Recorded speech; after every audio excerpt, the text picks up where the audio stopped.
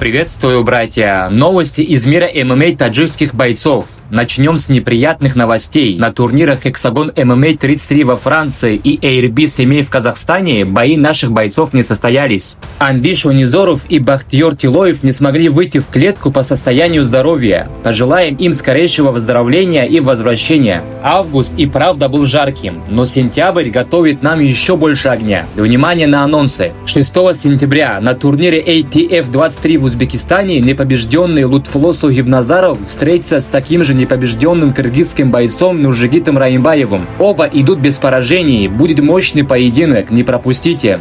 20 сентября на турнире ATF 24 выступит Сирожидин Сарабечки против узбекского бойца Жамуледдина Ашурова. 9 сентября турнир Алаш Прайд 111 в Шымкенте выступят Мухаммадризон Кахоров против узбекского бойца Рахимхона Жалолова, Мустафо Ашурзода против казахстанского бойца Рахмаша Жанкелды.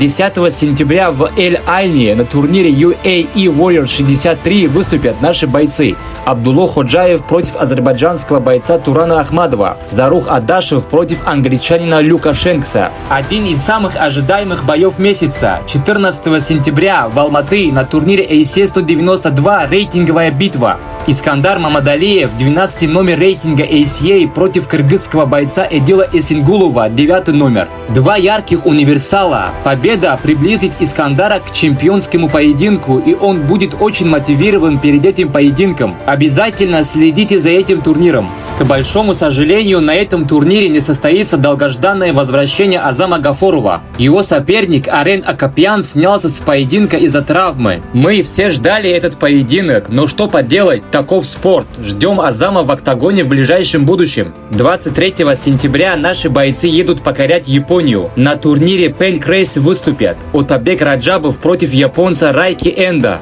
Косим Сардоров против японца Акиры Хирата. Обязательно следите, будут зрелищные бои. И, наконец, долгожданное возвращение. 6 сентября в Гамбурге на турнире Unity Fight Series дебютирует Туропшох Наботов. Соперник пока неизвестен, но имя объявят совсем скоро. Следите за новостями, будет очень жарко. На этом все. До новых встреч, братья!